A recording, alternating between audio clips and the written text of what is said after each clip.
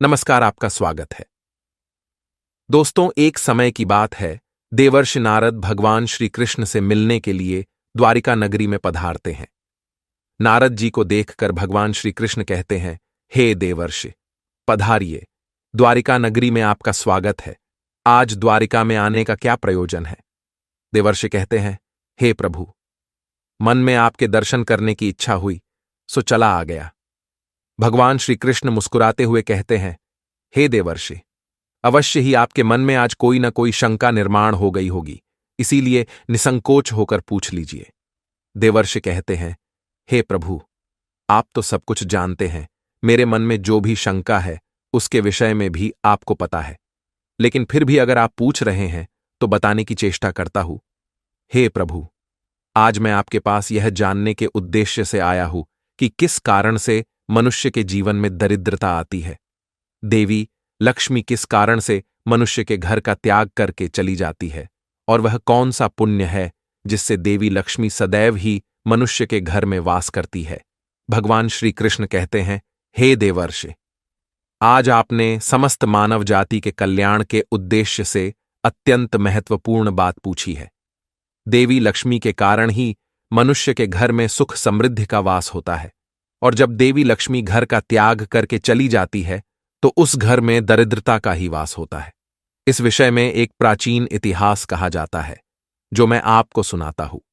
जो भी मनुष्य इस कथा का श्रवण करता है, उसके घर में देवी लक्ष्मी के साथ समस्त पुण्य निवास करते हैं। इसीलिए आप इस कथा का श्रवण कीजिए और इसका तीनों लोकों में प्रचार कीजिए। देवर्षि कहते हैं, हे प्रभु, कृपया आप मुझे वह कथा सुनाइए। आपके मुख से इस कथा को सुनना मेरा सौभाग्य है।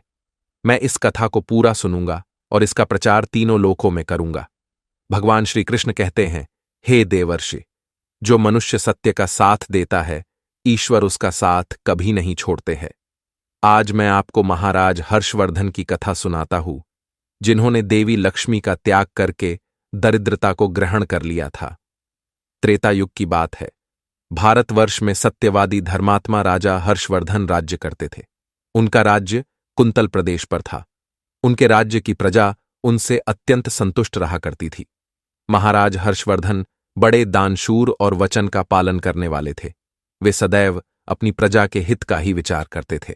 महाराज हर्षवर्धन इतने दयालु थे कि उनकी महानता का परिचय इस बात से पता चलता है, जब भी उनके नगर में कोई भी साधारण मनुष्य बिक्री करने के लिए बाजार में अन्न, वस्त्र आदि कोई वस्तु लाता, और यदि वह वस्तु सायंकाल तक नहीं बिकती तो उसे राजा स्वयं खरीद लिया करते थे, ताकि उनके राज्य से कोई खाली हाथ न जा सके।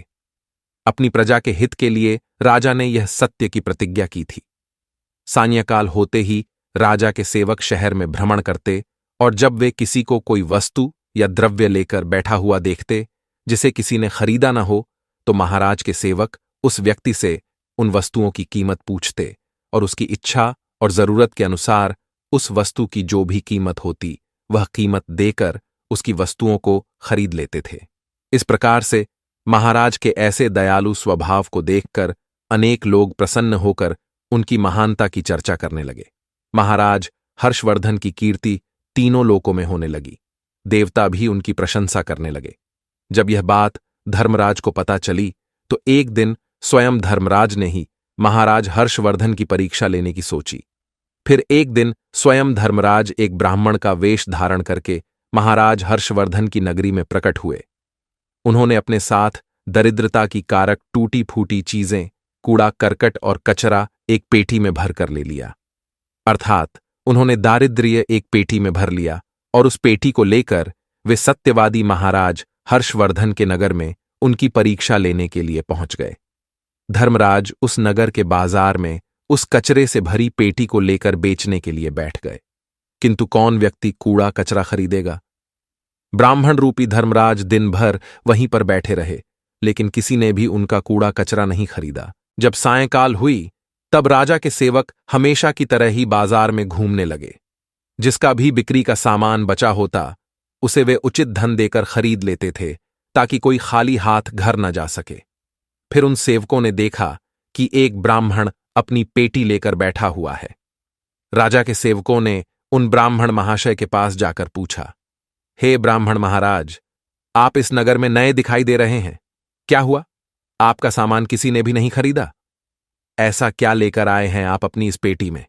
महाराज के आदेश से हम आपका यह सामान खरीदने के लिए आए हैं, कृपया बताइए आपकी इस पेटी में क्या है और इसका मूल्य कितना है?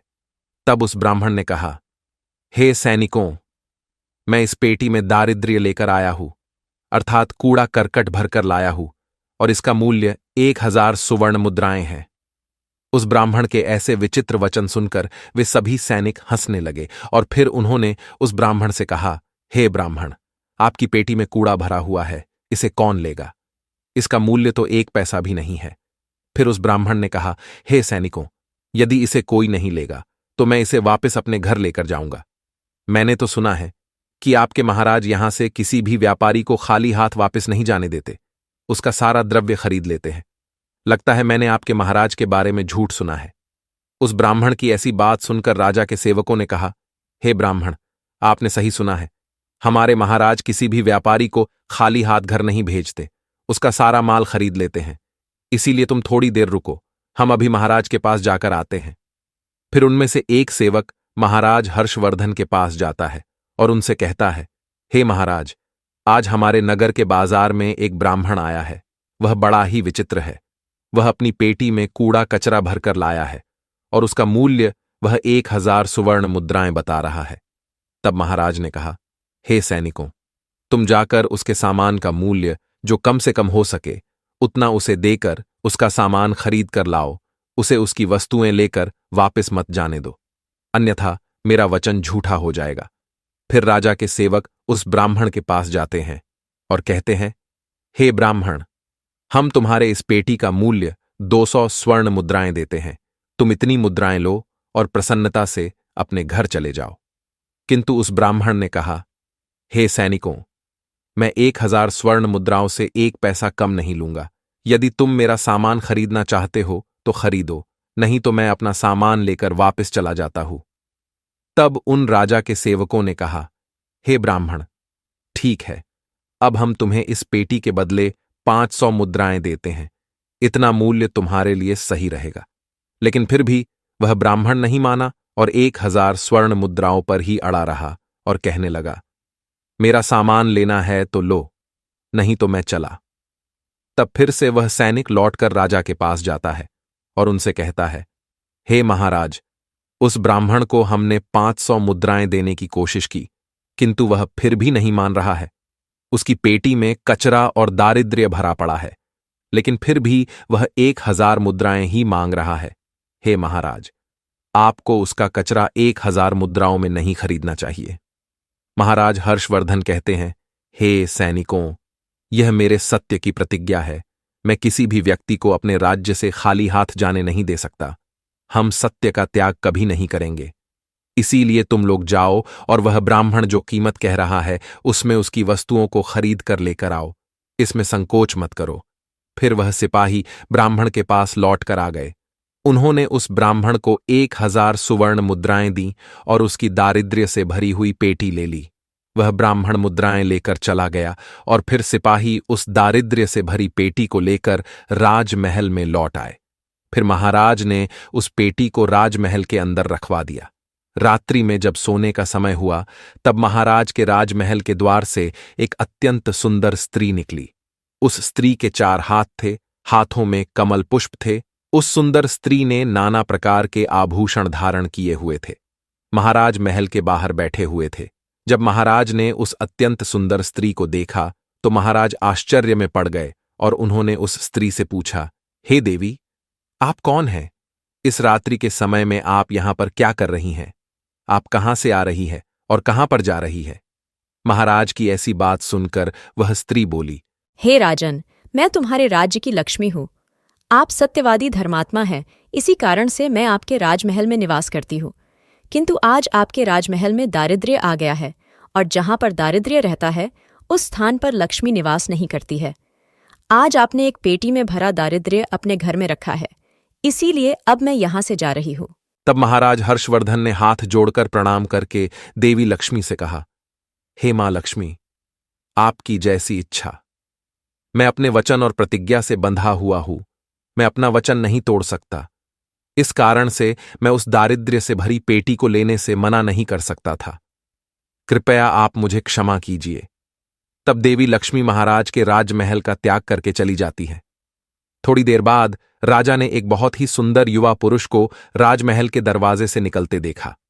तो महाराज ने उससे पूछा, हे देव, आप कौन हैं? यहां पर कैसे आए और आप कहां जा रहे हैं?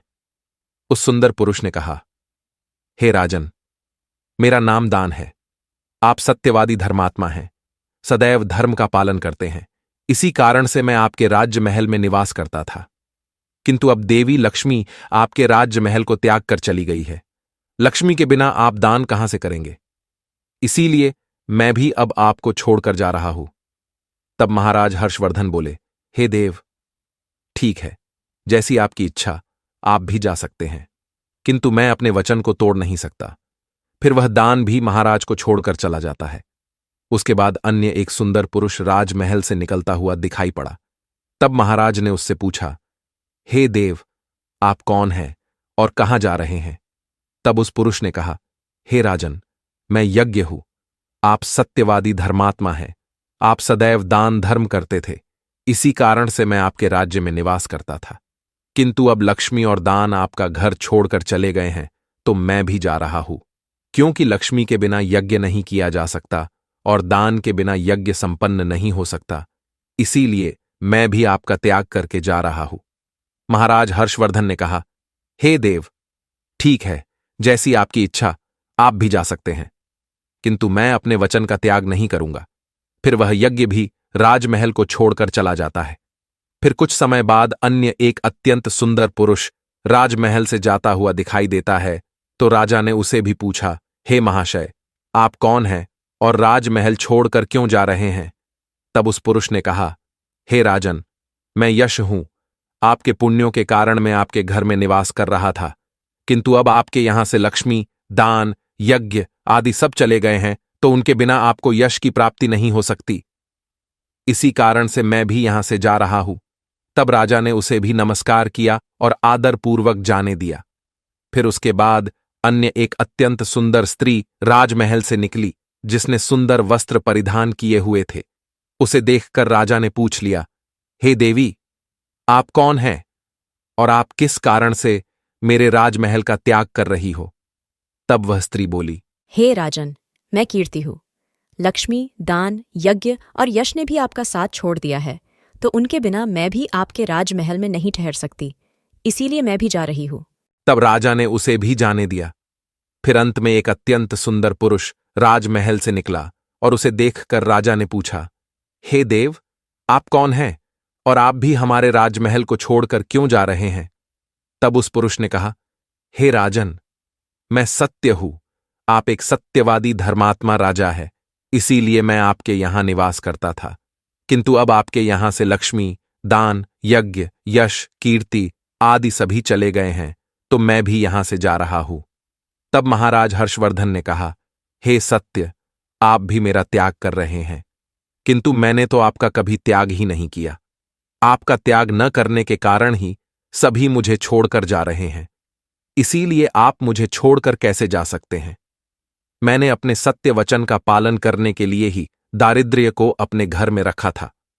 मैंने संसार के कल्याण के लिए यह वचन दिया था कि मेरे राज्य से कोई भी खाली हाथ नहीं जाएगा।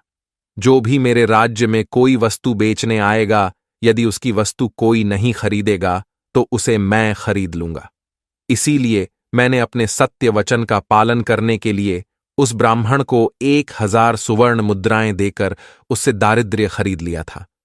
उसी दारिद्र्य की पेटी के कारण देवी लक्ष्मी ने आकर मुझसे कहा कि वे उस स्थान पर निवास नहीं करती जिस स्थान पर दारिद्र्य रहता है, और देवी लक्ष्मी के जाते ही यज्ञ, दान, यश, कीर्ति सब मुझे छोड़कर चले गए हैं। मेरे सत्य वचन का पालन करने के लिए ही मैंने उन सभी को जाने दिया, और अब आप भी मुझे छोड़कर जा रहे हैं। महाराज हर्षवर्धन की बात सुनकर वह सत्य बोला, हे राजन, यदि आपने मेरे लिए ही इन सब का त्याग किया है तो ठीक है, मैं आपका राजमहल छोड़कर नहीं जाऊंगा।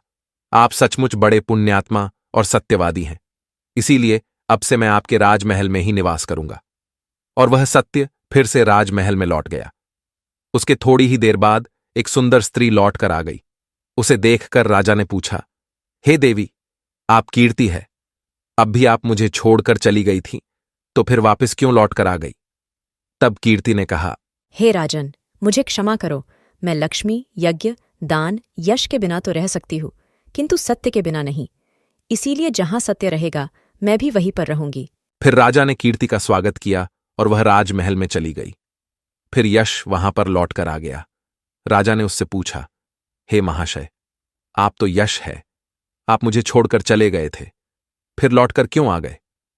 तब उस पुरुष ने कहा, हे राजन, कोई राजा कितना ही बड़ा धनवान हो, दानशूर हो, किंतु सत्य के बिना उसे यश प्राप्त नहीं हो सकता। इसीलिए जहां पर सत्य विराजमान रहता है मैं भी वहीं पर रहता हूं। सत्य के बिना मैं नहीं रह सकता। ऐसा कहकर फिर यश ने राजमहल में प्रवेश किया। उसके कुछ क्षण बाद यज्ञ भी लौटकर आ गया। राजा ने उससे भी पूछा, हे महाशय, आप क्यों लौटकर आ गए? तब यज्ञ ने कहा, हे राजन, चाहे कोई कितना भी लक्ष्मीपति और दानशील क्यों ना हो, किंतु बिना सत्य के यज्ञ शोभा नहीं देता है। आप में सत्य विराजमान है, इसीलिए मैं भी आपके पास ही रहूंगा। इतना कहकर यज्ञ भी राजमहल में वापस लौट गया। उसके कुछ क्षण बाद दान भी वापस आ गया। राजा ने उससे भी पूछा, हे महाशय, आप भी मुझे छोड़कर गए थे, फिर लौटकर किस कारण से आ गए? तब उस पुरुष ने कहा, हे राजन, मैं दान हूं। कुछ समय पहले मैं आपको छोड़कर गया था, किंतु आप में सत्य विराजमान है, और जहां सत्य रहता है मैं भी वहीं रहता हूं। कोई मनुष्य कितना ही धनवान क्यों ना हो, किंतु बिना सत्य के वह दान नहीं कर सकता। दान का महत्व सत्य से ही होता है, इसीलिए मैं भी लौट कर आ गया। राजा ने कहा, ठीक है, आपका भी स्वागत है। और फिर दान भी राजमहल में चला गया।